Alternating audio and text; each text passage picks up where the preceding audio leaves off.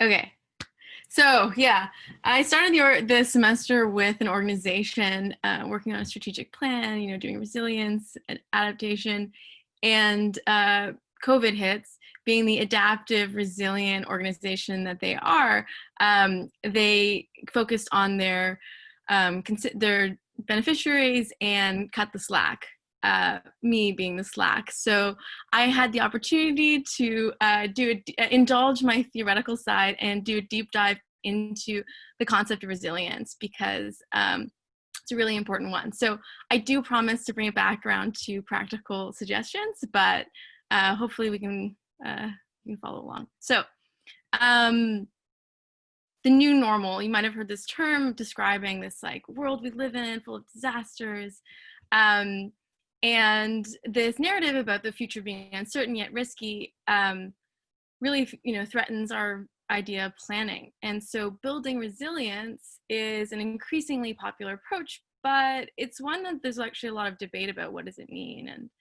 And so I wanted to take a closer look at it. And today we're going to be using the definition of the process of responding, adapting, and transforming through shocks without losing the core identity. So there are debates about the definitions, but this is the one we're going to use today. And I want to highlight that this is more than scenario planning or risk management, right? That's the appeal, is that it is able to adapt to things that we don't know about yet. So the underlying logic is where we're going to start. And the idea here is that the world is complex. And by complex, I don't mean complicated. I mean that we can't reliably predict outcomes, even if we knew everything there was to know about the different parts. And because of this, the future holds unknown risk. So through action and interconnection, these complex socio-ecological systems can adapt and respond to change, hopefully, and often in unexpected ways. So by system, I mean any organization, community, or even country. So resilience is both needed because the world is complex, but also possible because the world is complex. It sounds nice, but sometimes it's hard to take action. So when crisis hits, sometimes we feel paralyzed by anxiety. And this might be a more familiar phenomenon given COVID recently. So what do we need to be able to do? What do we need to be able to act when the time comes? The way that I looked at this was through the lens of ontological security, which is a complicated sort of way of saying a coherent sense of self, right? So this is a stable mental state that we have. And I argue that it's a precondition for resilient action. So it's actually a lot of work to maintain this sense of self. We need to build a coherent narrative of our life events. We want to have a purpose, so we're striving towards this peer-approved idea of a good life. And through this, we have routine actions and routine relationships that in turn give us meaning and purpose and identity. It's all very connected. And we're sort of constantly involved in this process of creating and recreating a stable sense of self. And I think it's funny because a healthy person with ontological security is described as having a protective cocoon and a sense of unreality to many dangers. So if we thought about all the things that could possibly go wrong, we'd be paralyzed, right? But I've been speaking a lot about stability and routine. And taking action that changes routine is possible, but unless it's viewed as successful, it can be pretty destabilizing. So there's a sort of conflict here between taking action and also destabilizing. So what happens into ontological insecurity? So this is a stressful slide on purpose because if we are too busy seeking ontological security, we can't take action. So we're like, oh, the events of my life, pandemics, how did I get here? What good life? I chose a pretty heteronormative family there on purpose because there's debates about what is the good life, but also with climate change, is a good life even possible in the future? Basically, if you are too busy seeking ontological security and you might do things like routine things that are non-adaptive, you can't take action. So that's why ontological security is considered a precondition for resilient action. So using this concept of ontological security, you can take a look at resilience programming, and it can actually sort of conflict with these underlying needs. So things I found were that, if ontological security requires a community conception of a good life, this can conflict with donor-driven interventions, which decide externally what a good life looks like. Hurtling towards a cliff is unsettling. So if you believe in climate change and you think that your good life is threatened, in the future, this can cause ontological insecurity. Short-term goals can undermine community connectivity that's needed for emergent resilience. So if you're too busy running and can't even meet your neighbors, right, you're not going to engage in community resilience. And finally, even if you do take action, preventing an imagined risk, right? So preventing an imagined scenario from unfolding can't be demonstrated as either successful or reinforcing. So it can't have a positive influence on ontological security. So there's sort of a catch-22 here. So actually this led to some recommendations that are going to be familiar to those who are already, who are familiar with development practice, which I think is really interesting. But one thing is you can't engineer resilience from the outside. You can encourage its emergence, and this has to do with this, again, this donor-driven process. Measurement is hard. It's kind of an intangible. If you want something predictable, you have to pick another goal. The whole concept of resilience is that we have complex systems that we can't predict the outcome reliably from. Don't sacrifice community connectivity at the altar of progress. Communities matter, those interconnections matter for resilience. And then finally, unsustainable interventions and institutions are self-defeating. So you need seawalls because the ocean is rising. So you make concrete, which causes climate change, which causes the oceans to rise, and so on and so forth. So you have to be careful not to actually contribute to the problem that you are trying to address. But I also just want to leave you guys with this, that I took a look at the ontological security aspect, but there are some really important questions about power and resilience. So we should always be asking resilience of what and for whom. It's not a panacea. It's powerful, but it's dangerous too. So it normalizes risk and precarity. It can redistribute responsibility for adaptation to the community, and it reinforces often technocratic approaches that have bad power implications. So that is resilience from an ontological perspective. And thank you for your time. I will take questions now, I guess, and stop sharing somehow. All right, Christianne. Chris will take care of that if you need him to. Okay. There you go. So lots of questions came in actually while you were speaking. A couple of them just kind of clarifying some of your terms. So could you be a little clear on how you distinguish the difference between uncertainty and risk?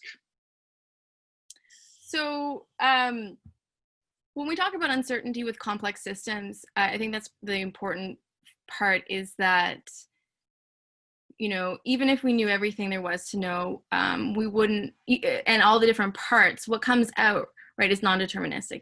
We don't know exactly what's going to happen. So risk is something that is related to uncertainty, but the risk itself can be uncertain. So it's uncertain what's going to happen in the future. It's sort of a position of radical uncertainty.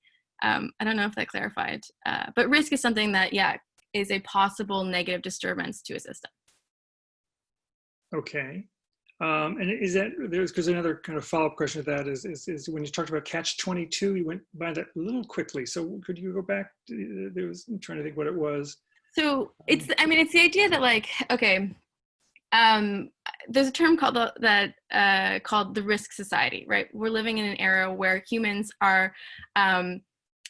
have to constantly deal with risk that they themselves are creating, right? So we're sort of on this cycle where we're trying to deal with climate change, and we're also making it at the same time. So we're in this catch-22 where sometimes the actual programs that are supposed to be helping, maybe you are developing a cloud app for farmers to deal with the downsides of monocropping, right? So even in the process of creating this new technology, you might actually be contributing to the systems that are generating the risk in the first place. So that's sort of the catch-22 in that sense. Okay, good. So we're going to question, kind of, this is a little bit I would say it flies in the face of, but it's a little contradistinction to a more traditional kind of metrics and attaching, probabilities on certain occurrences and using that in decision making and stuff. It seems much more of a psychological approach. And why is that? Do you find that important? So I think for me, what's really important here is complex system theory, right? So if we are saying that the future is uncertain and we don't know what's going to happen, right? Like by assuming that we can, the linear logic will give us the solutions, right? There's an inherent contradiction between that. And so it does have some pretty radical conclusions if you follow it too. Like how do you govern in a world where like the linear logics of cause and effect don't seem to work? But the world has proved pretty resistant to our linear logics, and so I think there's a lot to be learned. It's not the answer to everything, but I think that it's a really important perspective that can inform development practice. However, yeah, it's really hard to implement. And how do you measure? How do you measure these things? I think that like we have a tendency to try to discipline the intangible into the measurable, for good reason, but it should also be resisted on some level. Because? I mean, yeah, like if what we want is the intangible, then how can you get it? And also like the concept of emergence in critical or in complex theory is that like even if we knew all the parts, we don't know what's going to come out. So even if we measure all the right things, we still won't know if what we want is going to come out the other end. Mm-hmm. Okay. Let me see here, another one. All right, so then given that, then how going back to your definition of resilience, why then can't it be engineered? So again, this sort of circles around to the concept of emergence, where the result is more than the sum of its parts. So for a couple of reasons. One, even if we have all the right building blocks, it might not add up to what we want. Two, these interventions that I'm talking about are often externally driven. So if you're coming in from the outside and trying to engineer something, right, you're inherently stifling the natural community conception of a good life. And I won't get into the cultural relativity versus universalism argument there, but there's some really strong reasons, just power dynamics and like ethics, why we shouldn't be imposing the good life on a community. But also, I think it's less successful. So even if you believe that you have the moral high ground, like it's just not working. What couldn't you then take it? Sorry, this is not the question. Let me ask this question. Kind of bringing you back to Mia's talk. Couldn't you conceive of an HCD, quote unquote, engineered resilience, and that is not imposed from the outside, but is built on the definitions of good life, but engineered in relationship to those local definitions? But I mean, like, you still are coming in and being like, here, let's import this logic and apply it here. So you're like the thing about the psychological aspect of this is that the community also has to have the perception that what they are applying, right, is of them. And if you're importing something from an external source, right, you're valuing that over your own logics, right? So you're building this narrative of like a different power dynamic, and you can actually create ontological insecurity about your own, like, that community, right? So it's inherently destabilizing to be like, oh, those people who went to Berkeley and invented this thing, they know better, right? So I mean, I'm maybe advising that I don't exist in this world, but I don't know, like, I think that we have a tendency, I think we should be wary of the idea that we should always be more involved, and if we just imported the right thing, that it would be the right answer. But does it have to be that absolute? It really kind of gets back to that kind of fundamental question of let's bring this back to development practice. So, you just started by working with this great little local organization who's trying to adapt, and they're now adapting to this. So what is the development practitioner to take from this other than staying away? Is there? I don't agree with that. I mean, I don't think it's that binary. I think what it is to be like, here I am. These are the things that I can do. Here are the things that I know, and offer up yourself as a resource, a tool, a platform, but not as like, the captain of the ship. So yeah, I think what Mia brought up in terms of humility is something that it's a practice. I don't think it's a trait. Like, I think that it's something that you have to engage with and have people to talk to you about it. And I don't know, like it's something I struggle with all the time. It's a constant existential crisis that I live in. And in actual fact, if we're honest, we all do. So that's great. Thank you very much, Christiane. Unfortunately,